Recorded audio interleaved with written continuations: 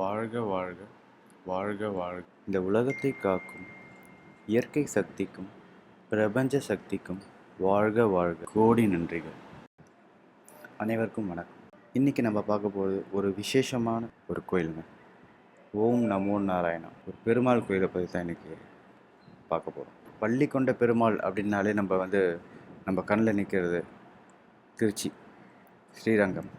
அதை விட ஒரு பவர்ஃபுல் ஆதி திருவரங்கம். இந்த ஊரில் தாங்க இந்த பெருமாள் இருக்கார். பள்ளி கொண்ட பெருமாள் விசேஷம், பயங்கர வைப்ரேஷன். ஒரு நண்பர் மூலியமாக தான் என்னால் அந்த கோயிலை பார்க்க முடியும். இந்த பெருமாள் தமிழ்நாட்டில் 75,000 வருஷத்துக்கு முன்னாடி தோன்றியது. நம்ம இது வரைக்கும் பார்க்கறதுக்கு பாக்கியம் கொடுக்கல. எனக்கு ஆண்டவன் கொடுத்துக்கிறான். நீங்களும் போய் கண்டிப்பாக பாருங்கள். நம்மளுக்கு சென்னையிலேருந்து பார்க்க போனோம் வச்சுங்களேன், 226 கிலோமீட்டர் வருதுங்க. அதாவது ஒரு 5 ஹவர்ஸ் ட்ராவலிங் வரும். இது வந்து திருவண்ணாமலைக்கு இருந்து பார்த்திங்கன்னா ஒரு 1/2 hour ட்ராவலிங். இதோட விசேஷம் என்ன, ஸ்ரீரங்கம் பெருமாளோட இந்த பெருமாள் கொஞ்சம் பெருசாகவே இருக்குங்க. எனக்கு தெரிஞ்ச சில விஷயங்கள் இந்த கோயிலை பற்றி சொல்லியிருக்கேன். உள்ளே இருக்க அர்ச்சகர்கிட்ட, ஒரு பெரியவாகிட்ட நம்ம இந்த கோயிலோட ஹிஸ்ட்ரியை பற்றி கேட்கும்போது அவர் சொல்கிறது இன்னும் வியப்பாக இருந்தது. அதை கொஞ்சம் பார்க்கலாம். இப்போ வாங்க. அதாவது சோமுகன்ற அசுரன் வேதத்தை திருடிட்டு போய் கடலுக்கு அடியில ஒழிக்க வச்சுட்டான். வேதம் இல்லாம பெருமாளை ஆராதிக்க முடியாது, அர்ச்சிக்க முடியாது. தேவர்கள்லாம் போய் பிரம்மாண்ட முறையிடுறா. பிரம்மா போய் பெருமாளை முறையிடும் போது கடலுக்குள்ள நின்றுக்கூடிய ஜீவராசியான மீன் அவதாரம் எடுத்து கடலுக்கு அடியில போய் சோமுகன்ற அசுரனை வதம் பண்ணி சிரமப்பரிகாரத்தையா இங்க வந்து தங்கி ஓய்வுக்காக வந்து தங்கி பிரம்மாவுக்கு உபதேசிச்சுட்டு பூகாலமா இங்கேயே தங்கிடுறார்.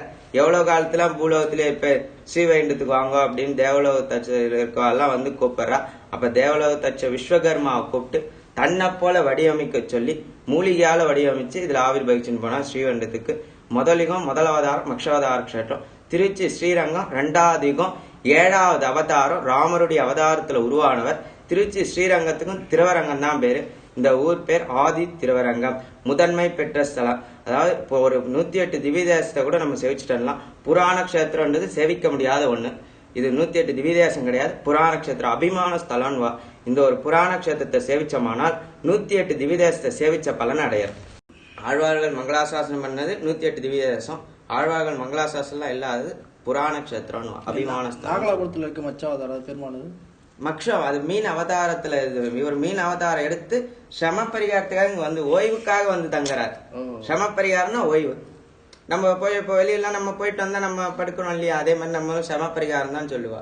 அது சான்ஸ்ல சிரம பரிகாரம்னு சொல்லுவா. அவதாரம் எடுத்து இங்க ஓய்வுக்காக வந்து தங்குறாரு. இது அதாவது இது வந்து வனம் காடுன்னு வாயுத சந்தோமயம் கோபுரத்து பேரு. சந்திர புஷ்கரணி தீர்த்தம் தென்பெண்ணை நதி, அது நடுவில் தான் பெருமாள் சயனிச்சுட்டு இருக்காரு. கிருஷ்ணாரண்யம் இந்த சேத்திரம். கிருஷ்ணாரண்யம்னா வனம் காடு. நீங்க வரும்போதே தெரிஞ்சிருக்கோம் உங்களுக்கு அந்த இதெல்லாம். யாரும் சொல்லணும்னு எதுவும் கிடையாது. வரும்போதே நம்ம என்ட்ரன்ஸ் நுழையும் போதே இப்படின்ற இது இருக்குன்னா அப்ப இது வந்து பெரிய இதா இருக்கும்னு தான் தெரியும். என்ன ஒண்ணு கொஞ்சம் கொஞ்சமா தான் இம்ப்ரூவ்மெண்ட் ஆகும். இப்பதான் கடந்த ஒரு 6 வருஷமா கொஞ்சம் அப்படியே வெளியே தெரியுது. எத்தனை வருஷம் புராண கஷேத்திரம்? அதான் 4 யுகம், மொத்தம் 4 யுகம் சொல்லுவா. கிருதாதிகம், திரேதாயுகம், திராபரிகம், கலியுகம். இப்ப நடக்கிறது 4வது யுகம் கலியுகம். இவர் முதல் யுகம் கிருதயுகத்துல உருவானவர். முதல் அவதாரம் மக்ஷாவதார கஷேத்திரம். ஸ்ரீரங்கம் 2வது யுகம் 7வது அவதாரம் ராமருடைய அவதாரத்துல உருவானவர். ஸ்ரீரங்கத்துக்கும் திருவரங்கம் தான் பேரு. இந்த ஊர் பேர் ஆதி திருவரங்கம். ஆதினா முதன்மை பெற்ற ஸ்தலம். சந்தோஷம். யுகம்னா எத்தனை வருஷம்? ஒரு யுகம்ன்றது 1,50,000 ஆண்டுகள் அப்ராக்சிமேட்லி தான் சொல்றது. அது இப்ப நடக 75,000 ஆண்டுகள் நிவர்த்தியாகி 75,000 ஆண்டுகள் தான் நிலுவை இருக்கு. வெளியில ஒரு கோபுரம் மாதிரி இருக்கு. அது என்ன கிணறு மாதிரி? அது கோபுரம் வந்து நெற்களஞ்சியம்னுவாங்க.